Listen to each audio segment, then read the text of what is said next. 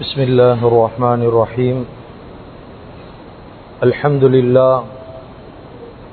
لله الذي أسبغ علينا نعمه إسرارا وإظهارا وأمرنا بشكرها ودوام ذكرها ليلا ونهارا، وأشهد أن لا إله إلا الله وحده لا شريك له ألزمنا الصدق قولا وفعلا وإخبارا، وأشهد أن سيدنا وحبيبنا وشفيعنا ومولانا محمدا أحمد عبده ورسوله أتقى الورى لله وأخشاهم له إعلانا وإسرارا، صلى الله على سيدنا محمد وعلى آله وأصحابه صلاة وسلاما دائمين عشية وإبكارا. أما بعد، فقد قال الله تبارك وتعالى في كلامه الكريم: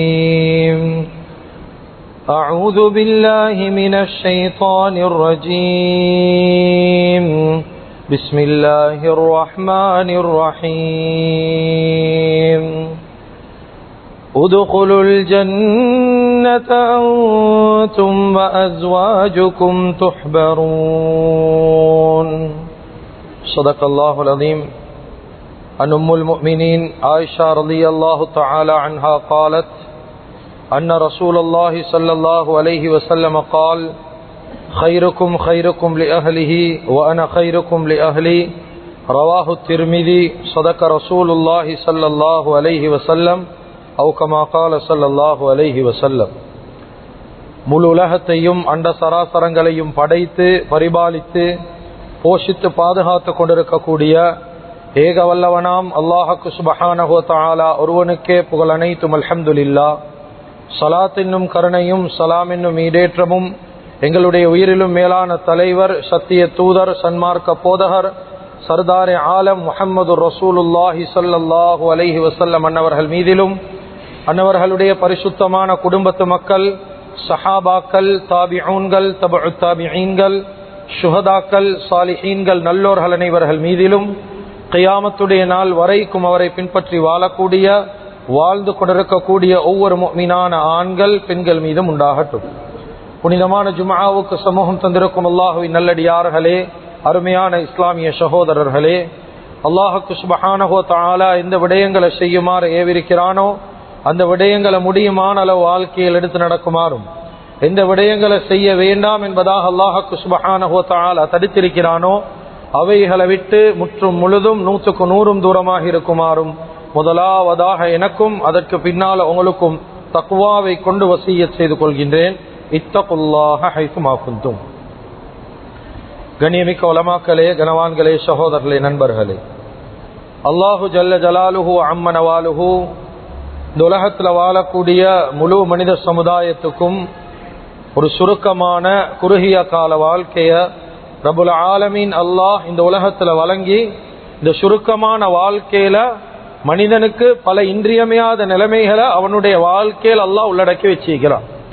கண்ணியமிக்க அல்லாஹுவின் நல்லடியார்களே, அருமையானவர்களே, மனிதன் வாழ்க்கையில விரும்பினாலும் சரி விரும்பாவிட்டாலும் சரி சில இன்றியமையாத நிலைமைகளை அல்லாஹு தஆலா அவனுடைய வாழ்க்கையில் உள்ளடக்கி வச்சிருக்கிறான். மௌத்தை சந்திக்கிறதுக்கு முன்னால இந்த நிலைமைகள், இந்த நிகழ்வுகள் அவனுடைய வாழ்க்கையில வரும் என்றதுல எந்த விதமான சந்தேகமும் கிடையாது. நாளுக்கு நாள் அவனுடைய வயது கூட கூட ஒவ்வொரு நிலைமைகளையும் ஒவ்வொரு நிகழ்வுகளையும் அவன் வாழ்க்கையில சந்திக்கோணும் என்றதுதான் இஸ்லாத்துல அல்லாஹு தஆலா வைத்திருக்கக்கூடிய மனிதர்களுடைய விஷயத்துல ஒரு முறையாக இருந்து கொண்டிருக்குது.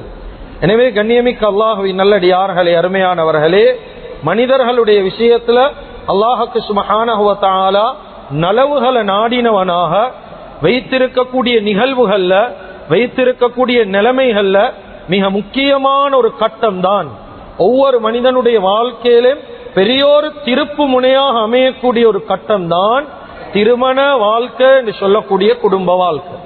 கண்ணியமிக்க அல்லாஹ்வின் நல்லடியார்களே, அருமையானவர்களே, வாழ்க்கையில எல்லா விடயத்துக்கும் வழிகாட்டின இஸ்லாம் ரொம்ப தெளிவாக திருமண வாழ்க்கையில வழிகாட்டாம விட்டது கிடையாது.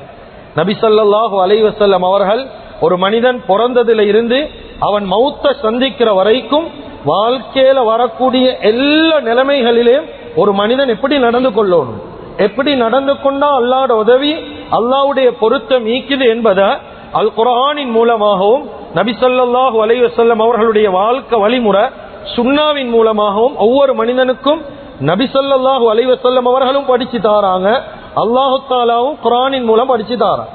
எனவே கண்ணியமிக்க அல்லாஹ்வின் நல்லடியார்களே, குடும்ப வாழ்க்கையை பத்தி இஸ்லாம் சொல்லாம விட்டது இல்லை.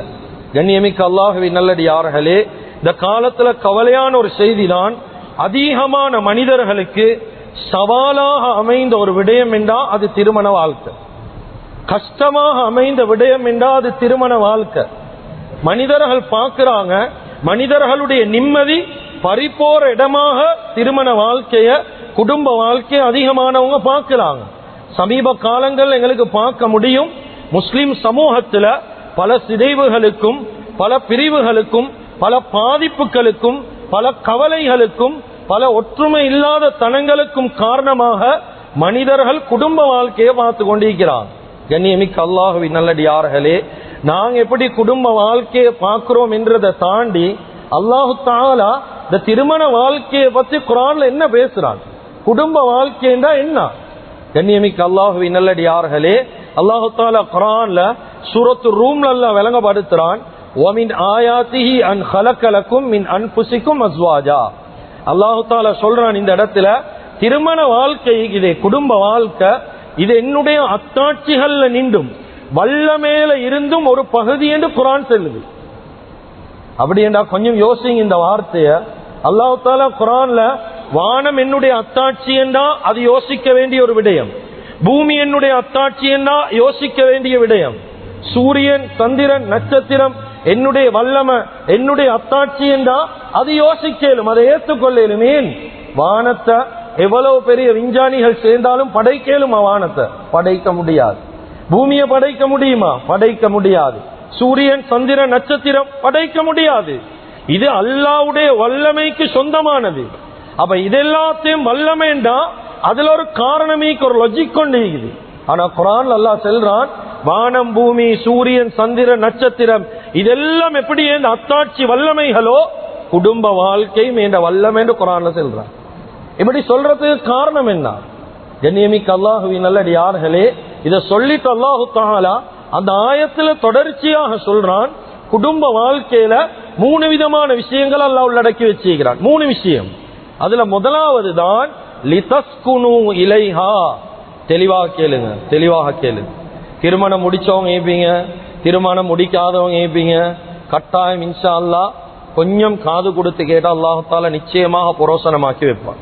கண்ணியமிக்க அல்லாஹ்வின் நல்லடியார்களே, ஒன்னாவது அல்லாஹ் தஆலா சொல்றான் லிதஸ்குனு இலைஹா.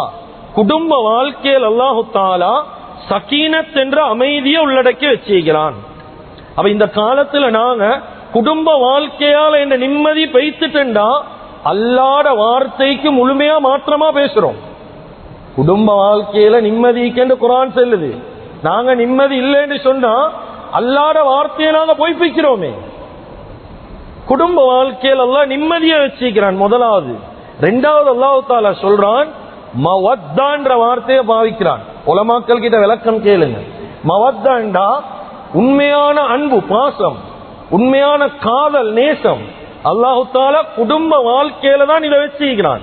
திருமண வாழ்க்கையில தான் உண்மையான மஹப்பத் ஒரு மனிதனுக்கு பார்க்க முடியும். நபி ஸல்லல்லாஹு அலைஹி வஸல்லம் அவர்கள் சொன்னாங்க, லம் யுரா லில் முத்தஹாபைனி மிஸ்லு நிகா. திருமண வாழ்க்கையை போல ஒத்தருக்கு மத்தியில் ஒத்தர் அன்பு வைக்கக்கூடிய இடம் இல்லைன்றாங்க ஸல்லல்லாஹு அலைஹி வஸல்லம். என்ற அவ்வளவு மஹப்பத்துக்குரிய இடமாக திருமண வாழ்க்கை அல்லாஹ் வச்சிருக்கிறான். கண்ணியமிக்க அல்லாஹ்வின் நல்லடியார்களே, மூணாவது அல்லாஹ் தஆலா சொல்றான் வரஹ்மா. ரஹ்மா என்றா கிருப கருணை. அல்லாஹ் தஆலா திருமண வாழ்க்கையில இந்த 3 விஷயத்தையும் உள்ளடக்கி வச்சிருக்கிறான். கொஞ்சம் யோசிங்க, நாங்க உலகத்துல தாயோட இறக்கம் வச்சிருக்கிறோம், நாங்க எங்களுடைய சகோதரியோட இறக்கம் வச்சிருக்கிறோம். இப்படி நாங்க இந்த தாயோட சகோதரியோட ஒரு குறிப்பிட்ட காலத்துக்குள்ளாலதான் தொட்டு பேசக்கூடிய ஒரு இறக்கத்தை வைக்க முடியும். ஒரு சகோதரியாக இருந்தாலும் ஒரு தாயாக இருந்தாலும் ஒரு ஹுதூத் உண்ட, ஒரு லிமிட் உண்டு அல்லாஹ் தந்திக்கிறானா இல்லையா? யாரும் தவறாக விளங்கவானம். தவறா விளங்கினா குத்துபாவுக்கு பின்னால வந்து கேட்டு விளக்கம் பெற்றுக்கோம். தவறா விளங்கிட்டு போகவானம். தாயுடைய இறக்கம் என்றது வேற, ஒரு தாரம் மனைவியுடைய இரக்கம் என்றது வேற. இது ரெண்டுக்கும் மத்தியில பெரிய வித்தியாசங்களே. அவ எல்லா விஷயங்களையும் எல்லா அந்தரங்கத்தையும் தாயோட பகிர முடியாது, எங்கட சகோதரியோட பகிர முடியாது. எல்லா அந்தரங்கத்தையும் எல்லா விஷயத்தையும் பகிர ஏலும் என்றா அது நாங்க முடிச்ச மனைவியோட மாத்திரம்தான் முடியும்.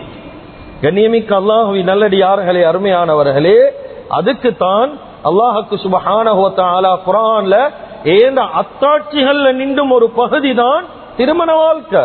இதுலயே சொல்ல மூத்த மனிதர்கள் சரிய குடும்ப வாழ்க்கை வாழ்ற மனிதர்கள் கிட்ட இந்த குடும்ப வாழ்க்கையை பத்தி பேசினா சரியா விளக்கம் சொல்லுவான். மூத்த மனிதர்கள் கிட்ட கேட்டா சொல்லுவான்.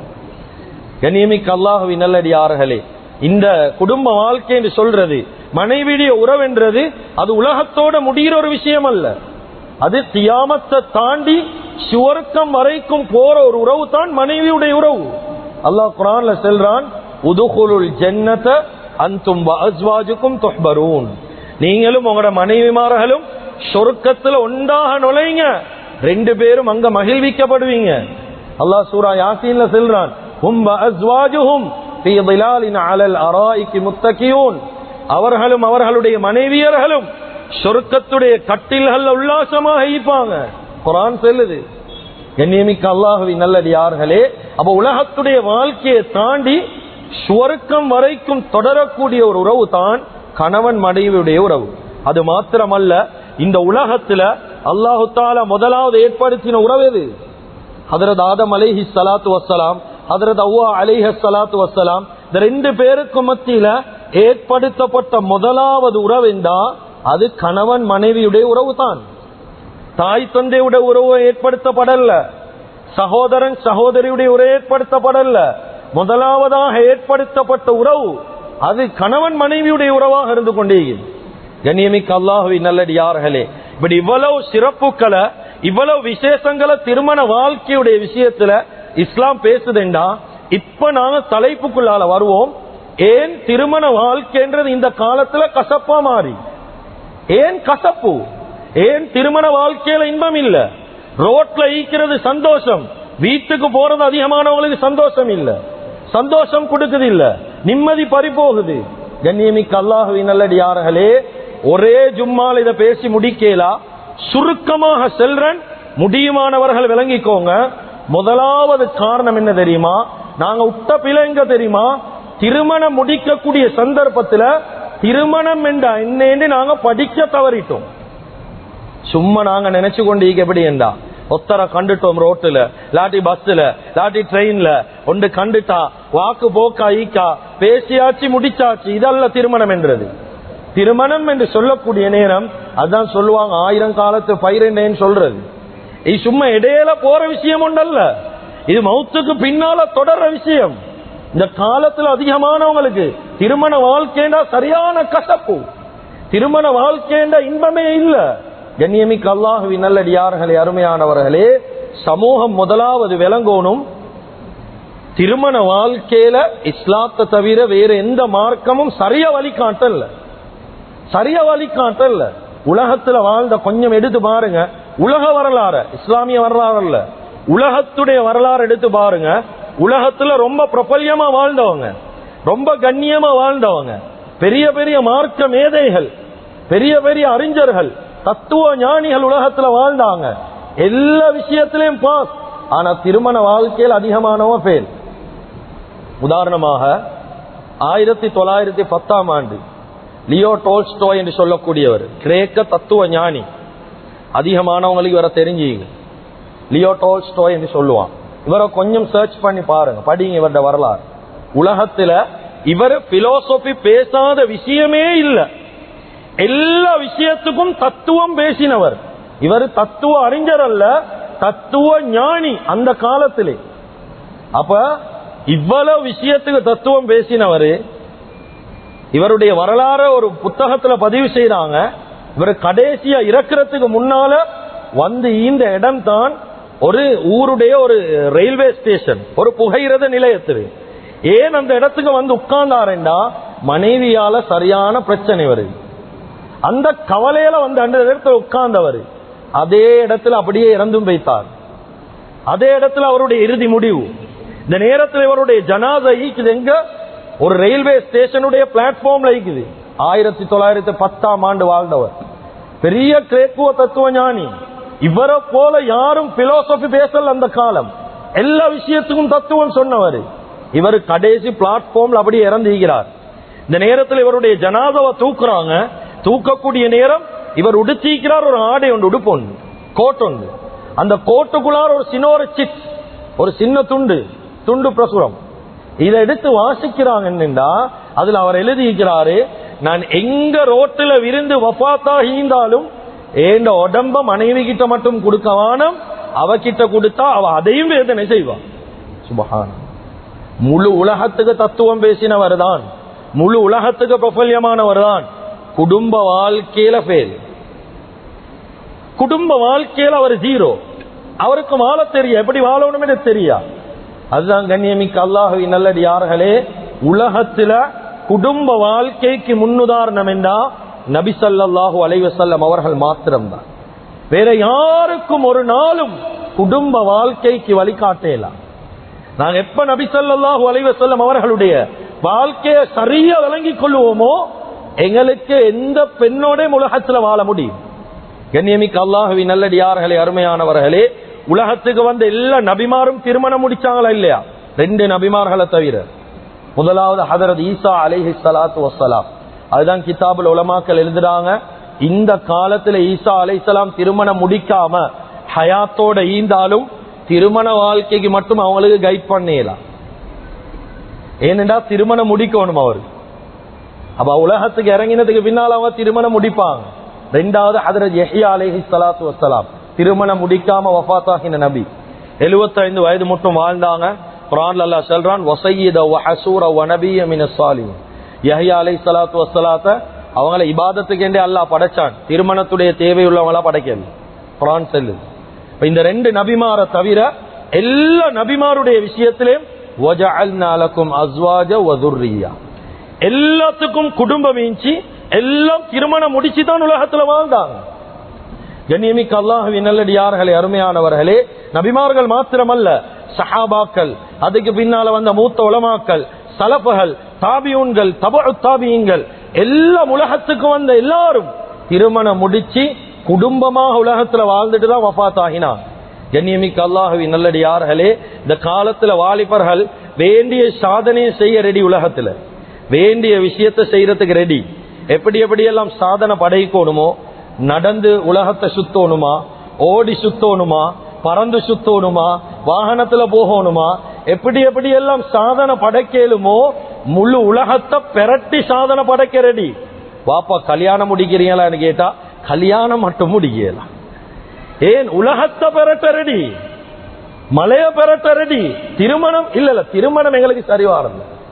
அந்த வாலிபனையும் குத்தம் செல்ல. ஏன் அந்த வாலிபன் சமூகத்தை பார்க்கக்கூடிய சந்தர்ப்பத்துல அவன் வீட்டுக்கு முன்னு கூட்டுதாத்தா டிவோர்ஸ், பின்னு கூட்டுதாதா டிவோர்ஸ், குடும்பத்துல நானாவும் டிவோர்ஸ், தாத்தாவும் டிவோர்ஸ், வேலை செய்யற இடத்துல பொஸ் டிவோர்ஸ், எல்லா இடத்திலையும் விவாகரத்து, எல்லா இடத்திலையும் தலாக். இப்ப இவன் பார்க்கிறான், திருமணம் முடிச்சா எங்களுக்கும் இதே நிலைமையா, இதே கஷ்டமா, அது சுட்டும் திருமணத்துக்கு பின்வாங்குறாங்க. அவ கண்ணியமிக்க அல்லாஹ்வின் நல்லடியார்களே, இந்த உம்மத் திருமணத்துக்கு அழகா வழிகாட்டப்பட்ட உம்மத். ஏன் இவ்வளவு திருமணத்துடைய விஷயத்துல அதிகமானவங்க ஃபெயில், ஏன் பின்தங்கிக்கிறதுக்கு காரணம் என்ன? காரணம் என்ன தெரியுமா? சுருக்கமா பேசுறேன். முதலாவது காரணம், இந்த உம்மத் திருமணத்தை ஒரு இபாதத்தா பார்க்கல, குடும்ப வாழ்க்கைய ஒரு இபாதத்தா பார்க்கல. இதுதான் முதல் காரணம். நான் ஏன் இபாதத்தா பார்க்க சொல்றேன் தெரியுமா? தொழுகை இபாதத்தா விளங்குது, சரியா செய்யறோமே. நோம்பு ஒரு இபாதத்தா விளங்குது, சரியா செய்யறோம். ஹஜ் இபாதத்தா விளங்குது, உம்ரா இபாதத்தா விளங்குது, எல்லாத்தையும் வணக்கமா பார்க்கிறோம்.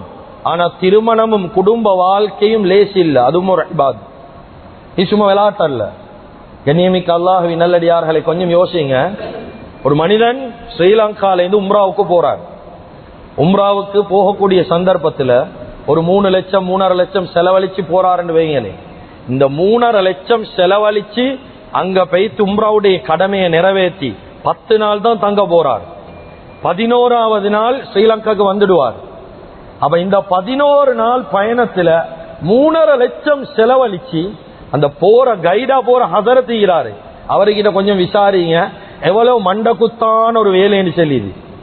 சுமலேசு இல்ல, அடிக்கடி வந்து கேட்டு கேட்டு கேட்டு கேட்டு ஹசரத் இஹ்ராம் உடையுமா, இது இஹ்ராம் உடையாமே ஏன் காபாவை நாங்க இடது பக்கத்தால தவாஃப் செய்யணும், வலது பக்கம் தான் எல்லாத்துக்கும் செய்யறேன், அங்க போனா இடது பக்கத்தால தான் சுத்துவோம், ஏன் இடது பக்கத்தால சுத்தணும், அங்க போனா கிப்லாக்கு முன்னால் எல்லாம் செருப்பெல்லாம் வச்சுப்பான், காரணம் என்ன, இங்க நாங்க இது உது பட்டேன் ஒரு மஹரம் இல்லாத பெண்ணுடைய கைப்பட்டா உது முறியுது, அங்க தவாஃப் செய்யக்கூடிய நேரம் படுவதே, அப்ப அந்த நேரம் உது முறியாதா, உது இல்லாம தவாஃப் செய்யலா, அந்த இடத்துல சட்டம் என்ன.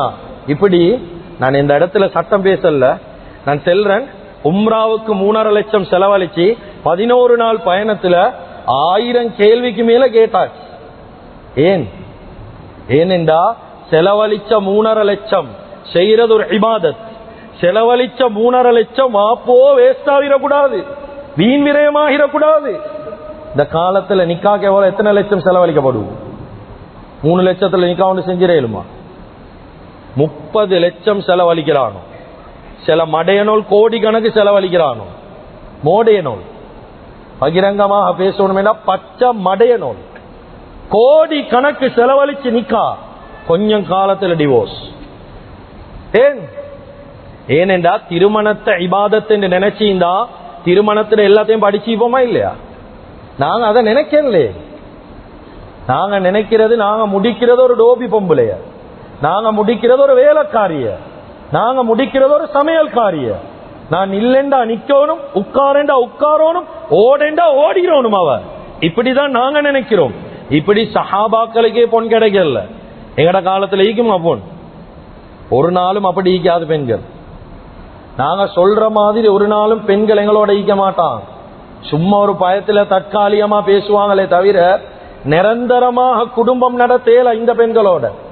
நீங்க போடுற ஆர்டருக்கு எல்லாம் அவ தலை சாக்கிறே, நீங்க நினைக்கிறீங்க அவ செல்றதெல்லாம் கேட்கிற பெண் இல்ல, அவட மரியாதைக்கு சரி என்றா ஒரு நேரம் வெடிக்கிற நேரம் வரும், வெடிக்கிற நேரம் மீப்பீங்க காதி கோட்ல. அதனால கண்ணியமிக்க அல்லாஹ்வின் நல்லடியார்களே, இபாதத்தாக பார்த்து திருமணத்தை படிங்க. இஸ்லாம் எங்களுக்கு அழகா வழிகாட்டுது. எந்த மார்க்கத்திலையும் திருமணத்துடைய விஷயத்தை இப்படி பேசின ஒரு மார்க்கத்தை காட்ட ஏலும் என்றா இந்த மிம்பர்ல இருந்து பேசுற பேச்சில இருந்து வாபஸ் ஆயிடும். இஸ்லாம் செல்லுது பொன் பார்க்க போறையில இருந்து ஒரு பொண்ணை பார்க்கக்கூடிய நேரம் எப்படி பார்க்கும், எத்தனை தடவை பொன் பார்க்க ஏலும், பொண்ணா தடவை போறாரு, அவங்க வைக்கிறாங்க, எல்லாத்தையும் தின்றாரு, திண்டுட்டு வீட்டுக்கு வாராரு, செல்றாரு, சரியா பொண்ணை பார்க்கல, ஏன்னா நீ பொன் பார்க்க போவல்ல, புழுங்க தானே போனேன், அந்த இடத்துல சாப்பிட போன எங்க பொண்ணை பார்க்கிறேன். இப்ப 2வது தடவை போகக்கூடிய நேரம் திருப்பி ஏற்பாடு கடன், இப்படி எல்லாம் அநியாயம் செய்ய வானம். எத்தனை தடவை பொன் பார்க்கலும், எப்படி பொன் பார்க்கணும், ஒரே தடவையில பார்த்து வெட்டொண்டு துண்டு 2, விருப்பம் இல்ல, அவ்வளவுதான். விருப்பம் என்றா விருப்பம், இல்லை என்றா இல்ல, அழகா வழிகாட்டுது இஸ்லாம்.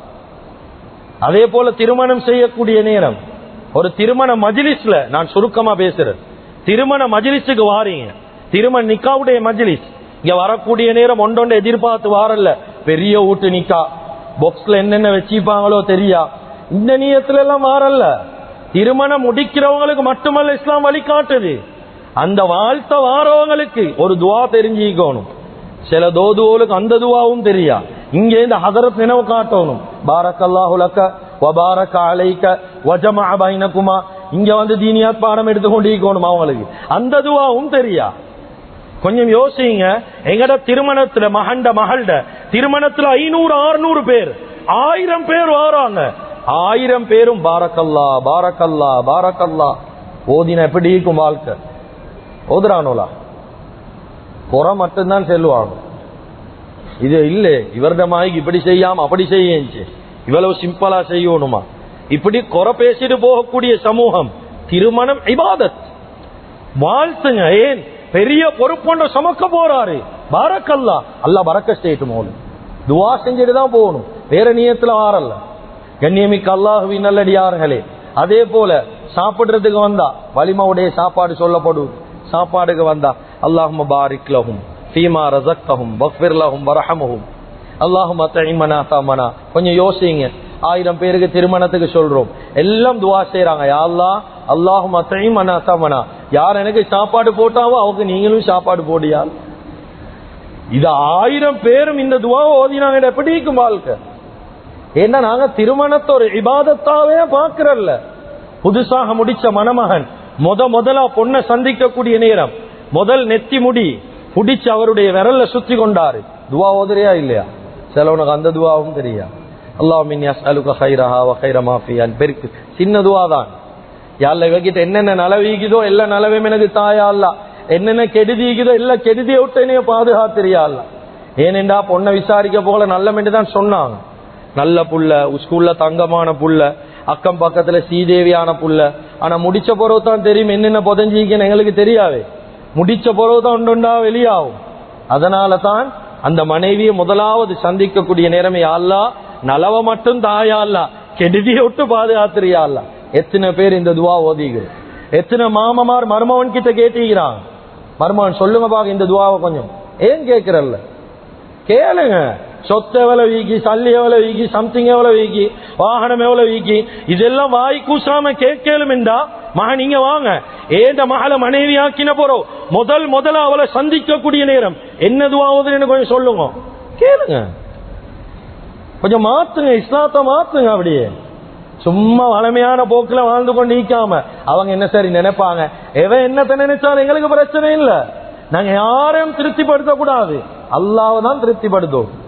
அவ கண்ணியமிக்க அல்லாஹ்வின் நல்லடியார்களே, இப்படி திருமணத்துல பெண் பார்க்க போறதுல இருந்து அவ திருமணம் முடிச்சு அவளோட வாழ்ற வாழ்க்கை கடைசி வரைக்கும் ஒவ்வொரு விஷயத்தையும் இஸ்லாம் வலியுறுத்தி கொண்டு வருவது. உள்ளத்துல கைய வச்சு ஒவ்வொருத்தரும் கல்பால யோசிங்க, திருமணத்தை பத்தி இஸ்லாம் என்ன சொல்லிக்குது, எப்படி வாழ சொல்லிக்குது, நாங்க எப்படி வாழ்ந்து கொண்டு இருக்கிறோம்.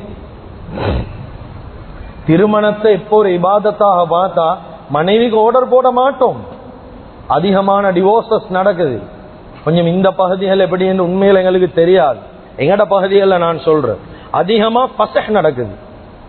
மனைவி பெய்த்து கணவன் வானம் என்று பிரிகிறான். காரணம் கேட்டா சொல்ற காரணம் என்ன தெரியுமா? சொல்றாங்க இப்படி எல்லாம் ஆர்டர் போடுறாரு, இது சொல்றாரு. ஏண்டா அதிகமான மாப்புலமார் நினைக்கிறது அவருடைய வேலையை செய்யறதுக்கு தான் மனைவியை முடிக்கிறேன். உங்களோட உம்மா உங்களுக்கு வேலை செஞ்சு தாரது வேற, ஆனா உங்களோட மனைவி உங்களோட வேலைக்காரி அல்ல. சில சட்டங்கள் ஆண்கள் இந்த இடத்துல ஈக்கிறதால கொஞ்சம் வெளிப்படையாக பேசுறேன்.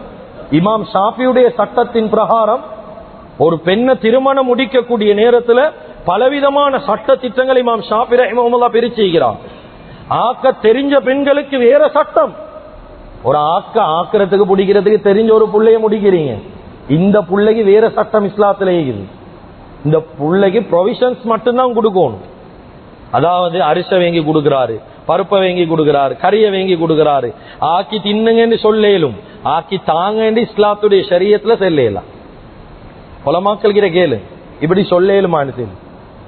தீ ஊத்தி தாரதெல்லாம் உங்களுக்கு கடமை இல்லை. அவர் அதிகமானவங்களுக்கு இந்த சட்டம் தெரியா. சில மாப்பிளமாரு புதுனமாங்க இப்படி எல்லாம் ஈக்கா, ஏண்டா இப்படி எல்லாம் ஈக்கித ஆரம்ப காலத்துல இருந்து. நாங்க தான் இதை படிக்கவே இல்லை. படிக்காம உள்ளுக்கு போய் ஆர்டர் போடுறோம், உடுப்பக்காலு அயன் பண்ணு, அதை செய். உள்ளக்கு பால் கொடுக்கறதும் இமாம் ஷாஃபியுடைய சட்டத்தின் பிரகாரம் கடமை இல்லை. கடமையாண்டு உலமாக்கள் கிட்ட கேளு, கடமை அல்ல. அவ சொல்ற மாசம் 10,000 ரூபா தான் பால் கொடுக்கறது, 10,000 கொடுத்து தான் நம்மளோட பிள்ளைக்கு பால் கொடுக்க வைக்கும். அப்ப யோசிங்க, உடுப்பு கழுவுறது, ஆக்கி தாரது, டீ ஊத்தி தாரது, இதெல்லாம் கடமை இல்லாம அந்த பெண்கள் எங்களுக்கு செய்யறாங்கடா அவங்கள நாங்க எப்படி வச்சுக்கோம்? வேலைக்காரி மாதிரி தான் நடத்துறோம் வாழ்க்கையில. மனைவி இல்லாத மனிதர்கள் கிட்ட கொஞ்சம் போயிட்டு கேளுங்க, விசாரிங்க மனைவிட அருமை என்னன்னு சொல்லி. மனைவிட கடமையை மகள் பூர்த்தி செய்யறாவான்னு கேளுங்க, மனைவிட கடமையை தாய் பூர்த்தி செய்யறாவான்னு கேளுங்க. நான் சும்மா பேசல, இந்த ஜும்மாவுக்கு முன்னால அனுபவம் வாய்ந்த நிறைய பேரோட பேசி தேறிக்கிறேன். அதிகமான வயதாளிகள் கிட்ட கேளுங்க, மனைவிய பறி கொடுத்து இன்னமும் அழுகுறாங்க. மகளை முடிச்சு கொடுத்துட்டேன், கேட்கல. எப்படி கேட்கிற ஒரு டீச்சரி சாப்பாடு எப்படி கேட்கிறேன்? மனைவி மௌத்தாகின நாள் 10 வருஷமா கடையில தான் தீண்டுறது சொல்ற எத்தனை பேர் ஈக்கிறாங்க தெரியுமா? ஈக்கக்கூடிய நேரம் கண்ணியமா நடத்து. கண்ணியமா வாழும். சட்டங்கள் தெரியாட்டு உலமாக்கள் கேட்டு படி. ஏனென்றா நாங்க முடிச்சிக்கிறது ஒரு மனித பிறவிய, மெஷினை முடிக்கல.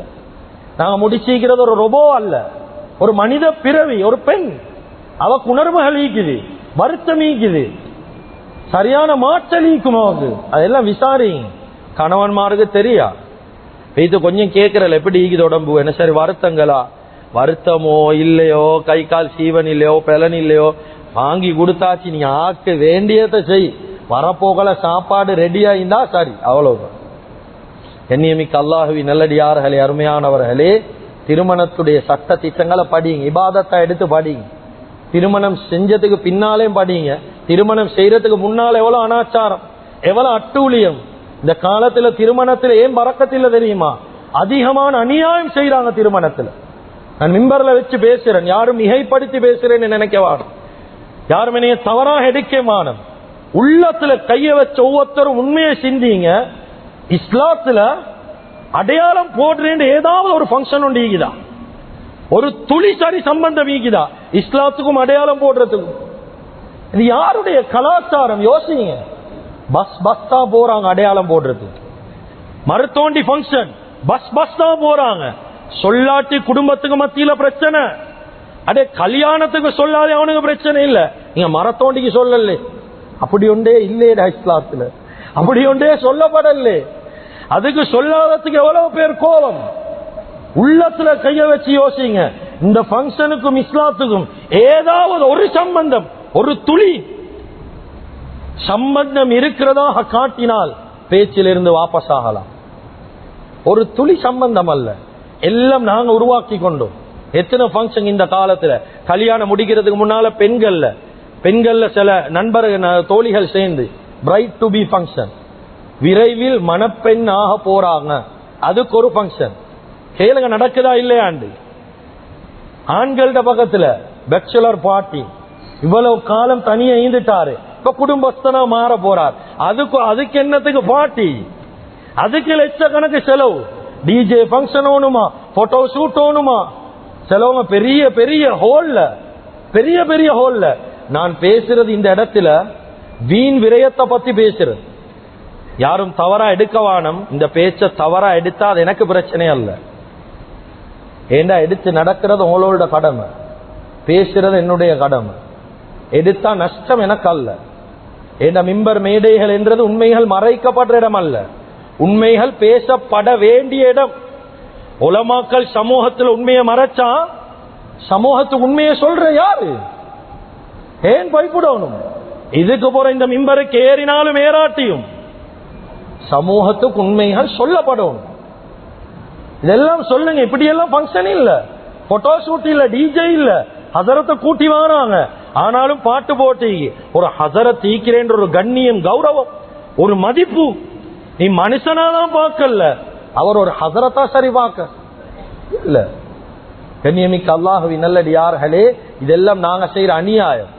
இப்படி எல்லாம் செஞ்சுட்டு யா அல்லாஹ் என்ன திருமண வாழ்க்கையில பரக்கத்து செய்வாயாக என்றா எங்க பரக்க செய்யற? அடிச்சு கொண்டு சாவதான் உனக்கு குடும்ப வாழ்க்கையில. என்ன ஆரம்பமே பிலே, ஆரம்பமே ஆரம்பிச்சது ஹராத்தோடு. இப்ப எங்க சந்தோஷம்? சந்தோஷம் இல்ல. கண்ணியமிக்க அல்லாஹுவின் நல்லடியார்களே, ஹோலுக்கு லட்சக்கணக்கு, ஹோலுக்கு மட்டும். அதே போல அதுல ஸ்தாதுக்கு லட்சக்கணக்கு செலவழிச்சு டிசைன். ஒரு நாள், ஒரே ஒரு இரவு, சில மணித்தியாலங்களுக்குரிய ஒரு சின்ன ப்ரோக்ராம், அதுக்கு எவ்வளவு செலவழிக்கிறாங்க. சில மக்கள் கார்டு அடிக்கிறதுக்கு எவ்வளவு செலவழிக்கிறாங்க. இங்க எப்படி என்ன உண்மையில தெரியாது, நான் தெரியாம பேசுறேன். என்னுடைய பகுதிகளில் செல்றேன். ஒரு கார்டை 300 ரூபான்னு வைங்களே, எத்தனை கார்டு அடிக்கிறாங்க? 1000 கார்டு அடிக்கிறாங்களா, 500 கார்டு அடிக்கிறாங்களா? எவ்வளவு செலவு. இந்த கார்டை கொண்டு போய் அவரோட கையில கொடுத்தா, இதை பார்த்து இந்த ஹாஜியார் தான் இந்த கார்டு, நாங்க இதை அப்படியே பிரேம் பண்ணி ஷோகேஸ்ல வைப்போம், கியாமத்துல காட்டணும், இவர் என்னைய கூப்பிட்டாரு, இப்படி ஏதாவது ஒன்று ஈக்குதா? ஒன்றும் இல்லை. அவன் பாப்பான், அப்படியா எந்த ஹோல், எப்ப கல்யாணம், அவ்வளவுதான், தூக்கி ஒரு வீசு காட. அவன் முடிச்சாலும் உண்டு, முடிக்காட்டி உண்டு, அவனுக்கு அது நினைவாயிக்க போகுது. இதுக்கு லட்சக்கணக்கு, ஆயிரக்கணக்கு. சிலவங்களுக்கு இந்த பேச்சு பிடிக்கிறேன் இல்லை. நாங்க பேசுறோம், இந்த கல்யாணங்கள்ல வீண் விரயம் செஞ்சு கொள்ள வானம். நாங்க இபாதத்தை பார்க்காம சும்மா ஒரு பங்கனை பார்க்கிற சுட்டின் தான் இந்த வீண் விரயங்கள் அனாச்சாரங்கள் நடக்கிற சுட்டின் தான் அதிகமானவங்களுடைய திருமண வாழ்க்கை ஃபெயில். சரியா சட்ட திட்டம் படிக்கிறல்ல. அந்த காலத்துல பாருங்க, நபி ஸல்லல்லாஹு அலைஹி வஸல்லம் அவங்க 11 கல்யாணம் முடிச்சாங்க, 4 மகள்களுக்கு திருமணம் முடிச்சு கொடுத்தாங்க, சஹாபாக்கள் கல்யாணம் முடிச்சாங்க. இப்படி ஏதாவது ஒரே ஒரு ஃபங்க்ஷன் நடந்ததா வரலாறுல காட்டேலுமா? சில சஹாபாக்கள் கல்யாணம் முடிச்சாங்க அந்த காலத்துல.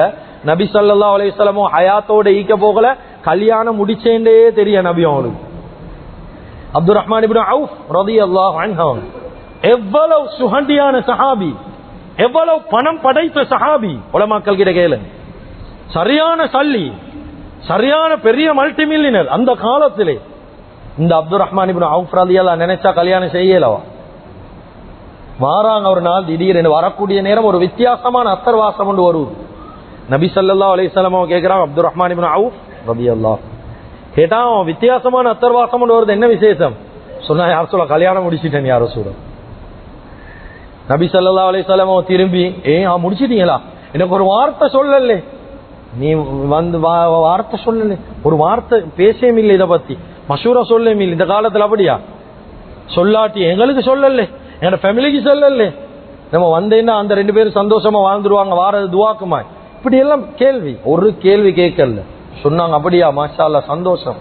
ஆனா கல்யாணத்துக்கு ஒரு கடமை உண்டு, வலிமா, அந்த வலிமா மட்டும் கொடுத்துருங்க, முக்கியமான ஒரு கடமை. உடனே ஆடண்ட அறுத்து வலிமாவும் கொடுத்தான். அவ்வளவு. கண்ணியமிக்க அல்லாஹ்வின் நல்லடியார்களே, வரலாறுல எந்த வீண் விரயமும் இல்லை. சிம்பிளாக கல்யாணம் முடிச்சு. கேட்ட எல்லாம் சொல்றான், வாழ்க்கையில ஒரே ஒரு தடவை தானே ஹஸரத். கண்ணியமிக்க அல்லாஹ்வின் நல்லடியார்களே, ஒரே ஒரு தடவை தான் இந்த உலகத்துடைய வாழ்க்கை சொர்க்கத்தை சம்பாதிக்க. கல்யாணத்துக்கு மட்டும் ஒரே ஒரு தடவை அல்ல, சொர்க்கத்தை சம்பாதிக்கவும் ஒரே ஒரு தடவை தான் சந்தர்ப்பம். அதை விட்டீங்களா சொர்க்கமும் கையோட்டு வைத்துடு. அதனால கண்ணியமிக்க அல்லாஹ்வின் நல்லடியார்களே, கொஞ்சம் இந்த செலவுகளுக்கு முன்னால எங்கட குடும்பங்களுக்குள்ளால கொஞ்சம் தேடி பாரு. நாங்க இவ்வளவு செலவழிக்க முன்னுக்கு எங்கட குடும்பத்துல வறுமைக்கு கீழே எவ்வளவு பேர் வாழ்றான், எங்கட வாழ்க்கையில எவ்வளவு கடனீகும், எவ்வளவு பிரச்சனைக்கும். என்ன சொந்த சகோதரன் தின்ன வழி இல்லாம ஈப்பான், குடிக்க வழி இல்லாம ஈப்பான். எவ்வளவு பாடசாலை உபகரணம் வேங்க எங்கட வீட்டுக்கு எவ்வளவு சின்ன சின்ன பிள்ளைகள் கஷ்டப்படுவதாயிக்கும், எவ்வளவு வறுமை கோட்டுக்கு கீழே வாழ்றதாயிக்கும். நாங்க அடுத்தவனை திருப்திப்படுத்த நாங்க பெருசா செய்யாடி சரியில்லை கேட்டா ஒன்றொரு கதை சொல்லுவான், வேண்டியவன் வேண்டிய கதையை சொல்லட்டும். குர்ஆன் சொல்லுது, வல்லாஹு நாங்க வந்து ஒரு நாளும் அல்லாஹ்வை திருப்திப்படுத்துறதை எங்கட நோக்கமாயிக்கணும், மனிதனை திருப்திப்படுத்துற நோக்கம் அல்ல. நாங்க எல்லாம் நினைக்கிறோம் மனிதர்களை திருப்திப்படுத்தணும் வாழ்க்கையில. அல்லாஹ்வை திருப்திப்படுத்தினோமோ இல்லையோ மனிதர்களை திருப்திப்படுத்த பார்க்கிறோம். ஆனா வாழ்க்கையில் அல்லாஹ் ரசூலை திருப்திப்படுத்த முயற்சி செய்யும், அதுலதான் அல்லாஹ்வோட உதவி. கண்ணியமிக்க அல்லாஹ்வின் நல்லடியார்களே, இது முதலாவது விஷயம், திருமண வாழ்க்கையை இபாதத்தாக நினைச்சு திருமணம் செய்யறது. இப்படி திருமணம் செஞ்சா திருமண வாழ்க்கை சிறந்த முறையில் அமையும். 2வது கண்ணியமிக்க அல்லாஹ்வின் நல்லடியார்களை சுருக்கமா பேசுறேன், மனைவிமார்களுடைய தன்மைகளை வாழ்க்கையில விளங்கு. நான் ஆரம்பத்துல சொன்னதை போல நாங்க திருமணம் முடிக்கிறது ஒரு மனித இனம், பெண்கள் என்றா அவங்க மனித பிறவி என்றதை ஞாபகம் வச்சுக்கோங்க. அவங்களோட எப்படி நடந்து கொள்ளணும் என்றத நபி ஸல்லல்லாஹு அலைஹி வஸல்லம் அவங்களுடைய வாழ்க்கையிலிருந்து எடுங்க.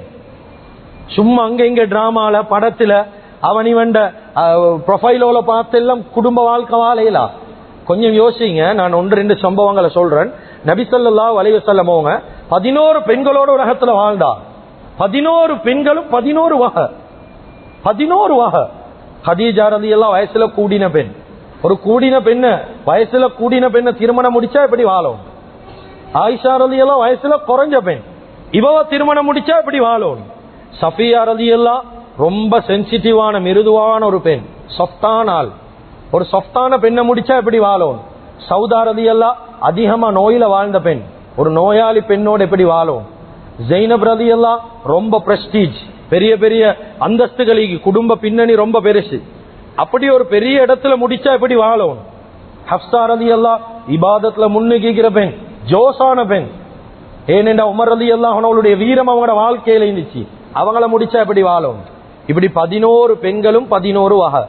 அதுதான் நபி ஸல்லல்லாஹு அலைஹி வஸல்லம் அவங்களுடைய வாழ்க்கையை வச்சு உலமாக்கள் சொல்றாங்க, இந்த 11 பெண்களுடைய வாழ்க்கையை பார்த்தா மட்டும் போதும் ஒரு மனிதன் உலகத்துல வேண்டிய பொம்பளையோட வாழையில்.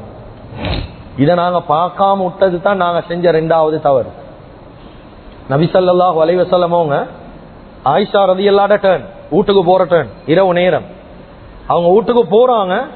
இரவு நேரத்துல உங்களுக்கு தெரியும் ஸல்லல்லாஹு அலைஹி வஸல்லம் அவங்க எவ்வளவு பிஸி, சரியான பிஸி. எங்களை விட சரியான ஷெட்யூல் கூட வாழ்க்கையில். அந்த நேரத்துல வாகன வசதி ஒன்றும் இல்லை. நாங்க நினைச்சா வாகனத்துல போறோம் வாரோம். ஆனா அவங்க அப்படி அல்ல, ஒட்டகத்துல போறது, நடந்து போறது, இப்படிதான் வாழ்க்கை போச்சு. அவ்வளவு இடத்துல பல இடத்துல திரிஞ்சு அலைஞ்சிட்டு வாராங்க வீட்டுக்கு. வரக்கூடிய நேரத்துல ஆயிஷா ரலியல்லாஹு அன்ஹா அவங்க ஒரு மனைவி எப்படி வெல்கம் பண்ணணும் கிதாபில் எழுதுறாங்க. ஆயிஷா ரலியல்லாஹு அன்ஹா அவங்க கையில ஒரு போனிக்கவுண்ட வச்சு விளையாடி கொண்டிருந்தாங்க. என்ன வயசுல சின்ன பெண் தானே. உள்ளுக்கு போறாங்க. ஆயிஷா ரலியல்லாஹு ஒரு போனிக்கோட விளையாடி கொண்டிருக்கிறான். இந்த காலத்துல கேஷியர்ல தான் உட்கார்ந்துட்டு போவான். வேலைன்னா கேஷியர், சல்லி என்றேதான் வேலை. சல்லி எண்ணிட்டே வீட்டுக்கு போல சரியான டயர்ட். அப்பா வரப்போகல ஒழுங்கா வெல்கம் பண்ணணும் என்று சல்லி எண்ணிட்டு போகலே அப்படி சொல்லிட்டு போறானோ. நபி ஸல்லல்லாஹு அலைஹி வஸல்லம் பாடுபட்டுட்டு போறாங்க. ஆயிஷா ரலியல்லாஹு போனிக்கவுண்ட் வச்சு விளையாடுறாங்க. கொஞ்சம் யோசிங்க, இந்த இடத்துல நாங்க நீங்க எப்படி நடப்போம்? எங்கட பேச்சு எப்படிக்கும்? நபி ஸல்லல்லாஹு அலைஹி வஸல்லம் எப்படி பேசினா கேட்டான். ஆயிஷா என்ன செய்றீங்க? சொன்னாங்க, யா ரசூலல்லாஹ் போனிக்கவுண்ட் வச்சு விளையாடி கொண்டிருக்கிற யா ரசூலல்லாஹ். கேட்டாங்க, அப்படியா? என்ன பொம்மை கையில இருக்குது? சொன்னா, குதிரை பொம்மை யா ரசூலல்லாஹ். அப்படியா? உங்களோட குதிரைக்கு செலவெல்லாம் வந்தீங்க ஆயிஷா. சொன்னா, யா ரசூலல்லாஹ் உங்களுக்கு தெரியாவா? சுலைமான் என்ற ஒரு நபினாங்களே, அவங்க இந்த நபியுடைய காலத்திலேயே இந்த எல்லா குதிரைக்கும் செலவிஞ்சுன்னு உங்களுக்கு தெரியாவா? நபி அவங்களுக்கு தெரியாவா? ஏன் மனைவியோட பேசினாங்க? இவங்க பேசினாங்க, நீங்களும் பேசுங்க ஆயிஷா என்னையோட. ஆனா நாங்க அப்படியா இல்லை. வீட்டுக்கு வரப்போகல ஆமிக்காரம் வார மாதிரி தான் வாரு என்றா போதும். மாமி ஒரு பக்கம், மனைவி ஒரு பக்கம். நல்ல இந்த மனைவி படுத்துருவா. ஏன் வந்தா என்ன சரி ஒரு சனியனை இழுப்பான், என்ன சரி ஒரு பிரச்சனை போகும். நல்லா தான் ஈப்பா மனைவி. கண்ட உடனே குரல் கேட்டா அவன்ட காலடி சத்தம் தான், பிசாசி வாரான். இப்படிதான் எங்களோட வெல்கம்.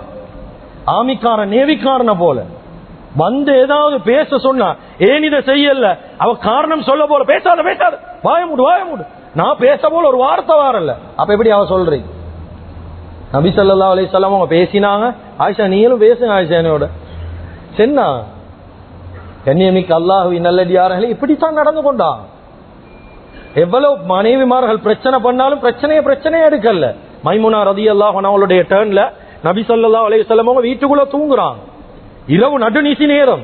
திடீரென மைமுனா ரலியல்லாஹு எழுப்பி பாக்குறாங்க, நபி அவங்கள காணோம். பெண்களோட புத்தி கொஞ்சம் அப்படித்தானே. எடுத்த உடனே ஜாமத்துல பாக்குறாங்க, மாப்பிள்ளைய காணோம்னு என்ன நினைப்பாங்க? ஆஹா, எங்க சரி பெய்தான். மைமுனா ரலியல்லாஹு அப்படிதான் யோசிச்சாங்க. நபி ஸல்லல்லாஹு அலைஹி வஸல்லம் 11 மனைவியே 9 மனைவி ஈக்கிறாங்க, 2 பேர் மவுத்து. எங்க சரி ஒரு பெய்த்து, யாரோ மனைவி விட்ட நினைவு வந்து பெய்த்து வரட்டும். கிதாபில் எழுதுறாங்க, சரியான கூதல் காலம், சரியான குளிர். மைமுனா ரலியல்லாஹு கதவை நல்ல லாக் பண்ணி வச்சுட்டாங்க, வரக்கூடாது இந்த மனுஷன் உள்ளது. இப்ப கொஞ்ச நேரத்துக்கு போல நபி ஸல்லல்லாஹு அலைஹி வஸல்லம் வந்து கதவை தட்டுறாங்க. மைமுனா கதவை திறறாங்க. சொன்னா, யார் சொல்ல திறக்கையில வெளியே படுங்க. யாருக்கு இது? ஸல்லல்லாஹு அலைஹி வஸல்லம் முழு உலகத்துல ரஹ்மத்தாக வந்த நபி. மனைவி எப்படி நடக்கிறா? என்ன நபி அவங்களுக்கு தெரியும், பெண் என்றா யாருன்னு தெரியும். எங்கடவனவங்களுக்கு தெரியாதானே, நாங்க பாக்குற ரொபமாய்தானே. நபியாவை பார்த்தாங்க. மைமுனா கதவை திறங்க, சரியான கூதலாகி. சொன்னா, இந்த டைம்ல எங்க வெளியே போய்த்து வாரீங்க, எந்த மனைவி வீட்டுக்குள்ள போய்த்து வாரீங்க? சொன்னாங்க, நான் மனைவி வீட்டுக்கு போல, வேற தேவையா போனேன். சொன்னாங்க, நம்ப மாட்டேன். சொன்னாங்க, அப்படியா? இப்ப ஸல்லல்லாஹு அலைஹி வஸல்லம் இப்பதான் சத்தியம் செஞ்சான், வல்லாஹி நான் வெளி தேவைக்கு டாய்லெட்டுக்கு தான் போய்த்து வாரேன்டா. இப்ப நம்பிட்டான். வல்லாஹி பண்ண நபி அவன் போய் பேசுறல்ல. எங்கடவன் எவ்வளவு வல்லாஹி சத்தியம் பில்லாஹி என்னத்த சொன்னாலும் நம்ப மாட்டான். என்ன எங்கட மாப்பிள்ள பூட்டேன்னு தெரியுமே, என்னத்த சொன்னாலும் பொய்யதான் சொல்லுவான். திறக்கிறல்ல கதவை. இப்ப கதவை திறக்கிறாங்க.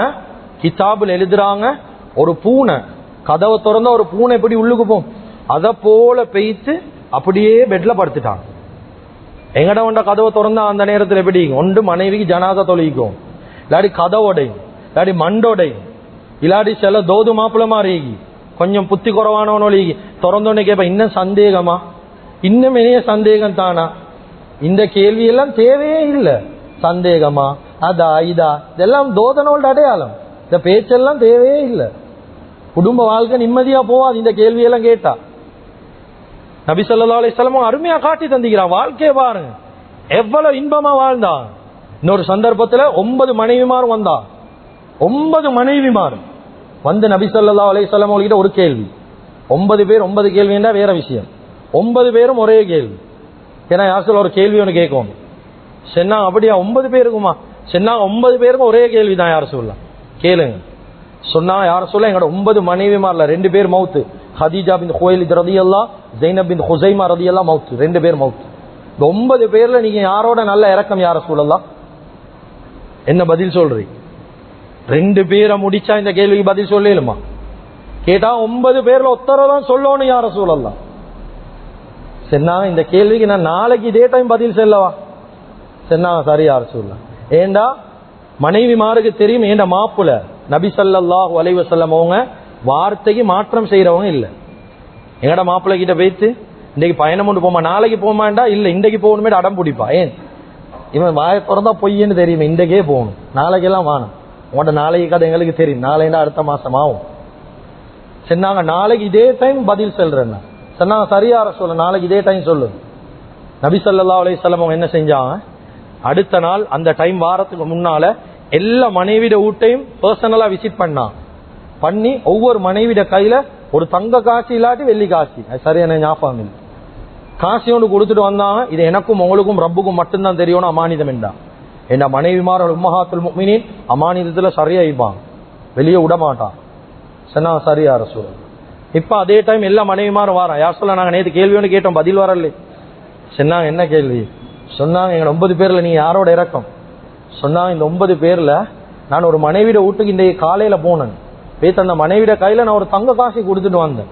அந்த மனைவியோட தான் நான் சரியான இறக்கம் வேண்டாம். 9 பேருட கையிலேயும் தங்க காசு கொடுத்துட்டு வந்தான். பிரச்சனை தான் பிரச்சனையை எடுக்கல பசந்தா ஹேண்டில் பண்ணா. எங்கடவனவளுக்கு வாழ தெரியவே. ஏண்டா நாங்க பாக்குறது இந்த டிராமாவை இந்த படத்தை அவன் இவனை பார்த்து அத மாதிரி வாழ்றதுக்கு நாங்க முயற்சி செய்யற சுத்தி தான் எங்கட குடும்ப வாழ்க்கையில நிம்மதி இல்லை. எப்படி ஒரு ஹேண்டில் பண்ணணும் ஒரு மனைவி என்று தெரியா. ஊர்ல இருக்கிற சண்டியன் எல்லாத்துக்கும் வாயடிப்பான்.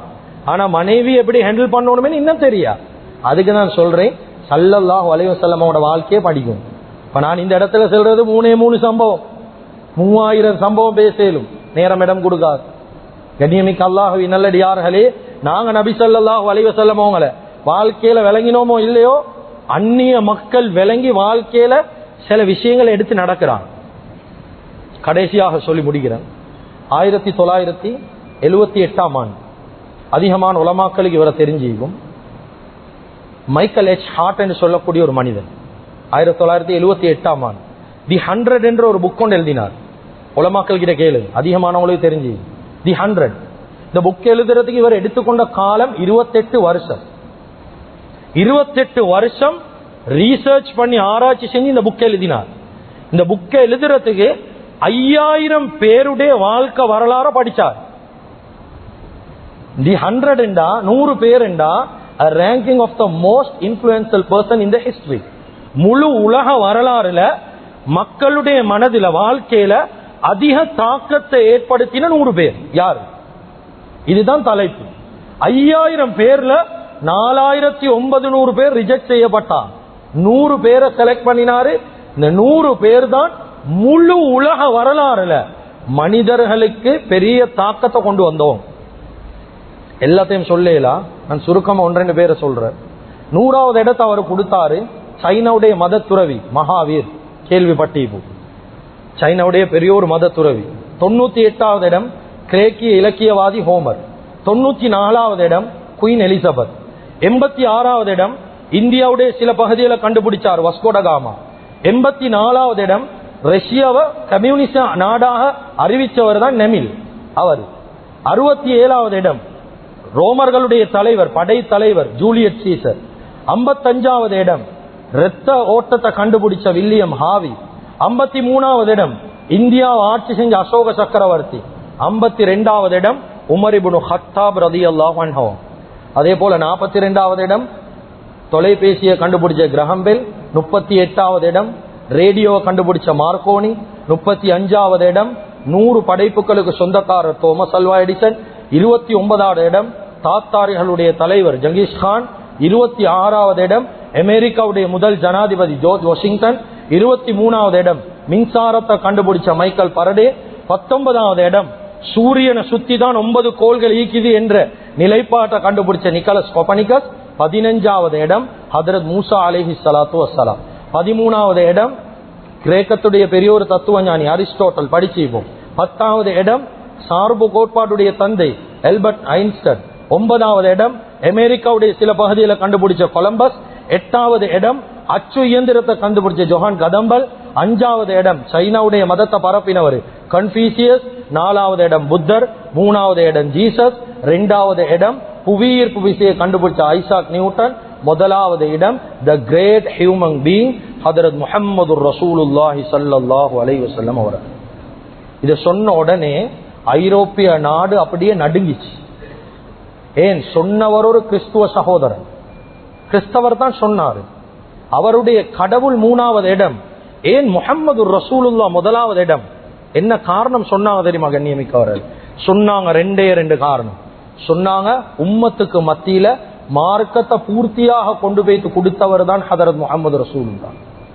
பூர்த்தி என்றா எச்சி துப்புறத பத்தி எந்த மார்க்கத்துல சரி சொல்லிக்க, எப்படி எச்சி துப்போணும், எப்படி செருப்பு போடணும், எப்படி டாய்லெட் போகணும், டாய்லெட்ல எப்படி ஈக்கணும், எப்படி உடுப்பு உடுக்கணும், எப்படி உடுப்பு கழட்டணும், எப்படி செருப்பு கழட்டணும், எப்படி தூங்கணும், இப்படி எல்லாம் இந்த மதத்துல சரி சொல்லிக்க. யாராவது மத தலைவர்கள் சொல்லிக்கிறாங்களா? சொல்லிக்கிறது முஹம்மது ரசூலுல்லாஹி ஸல்லல்லாஹு அலைஹி வஸல்லம். 2வது காரணம் சொன்னாங்க, இந்த உலகத்துல எல்லா மனிதர்களுக்கும் அதிகமான மனிதர்களுக்கு முன்மாதிரி முஹம்மது ரசூலுல்லாஹ். அதுதான் குர்ஆன்ல எல்லாம் சொல்றான், லகத் கான லக்கும் ஃபீ ரசூலில்லாஹி உஸ்வத்துன் ஹஸனா. யா ரசூலல்லாஹ், உங்களோட வாழ்க்கையில் அழகிய முன்மாதிரிகளை நாங்க வச்சிக்கிறோம் என்று அல்லாஹு தஆலாவே குர்ஆன்ல சொல்றான். எனவே கண்ணியமிக்க அல்லாஹ்வின் நல்லடியார்களே, எல்லா விஷயத்திலும் ஹதரத் முஹம்மது ரசூலுல்லாஹி ஸல்லல்லாஹு அலைஹி வஸல்லம் அவங்களோட வாழ்க்கையில பெரியோரு தாக்கமாக எடுத்துக்கொண்டு வாழ்றோம். ஆனா குடும்ப வாழ்க்கையில் எடுக்கிறதுக்கு தவறுறோம். நிச்சயமாக சத்தியமாக எந்த மனிதன், எந்த ஆண், எந்த பெண், எந்த வாலிபன், எந்த திருமணம் முடிச்சவன் திருமண வாழ்க்கையுடைய விஷயத்துல முஹம்மது ரசூலுல்லாஹி ஸல்லல்லாஹு அலைஹி வஸல்லம் அவர்களை அவங்களுடைய வாழ்க்கையில் ஒரு ரோல் மாடலாக, ஒரு முன்மாதிரியாக எடுத்து வாழ்வானோ, குடும்ப வாழ்க்கை நிச்சயமாக கசக்காது, இனிக்க ஆரம்பிக்கும் என்பதில் சந்தேகம் இல்லை. எனவே எந்தெந்த விஷயங்களை பேசினோமோ கேட்டோமோ இஹ்லாஸோட இஸ்திக்லாஸோட மௌத் வரைக்கும் அமல் செய்யக்கூடிய பாக்கியத்தை அல்லாஹு தஆலா நம் அனைவர்களுக்கும் வழங்குவானாக. எங்களோட பாவங்களை மன்னிப்பாயாக. எங்களை பெற்று வளர்த்து ஆளாக்கி எங்களுடைய அன்பு தாய் தந்தையுடைய பாவங்களை மன்னிப்பாயாக.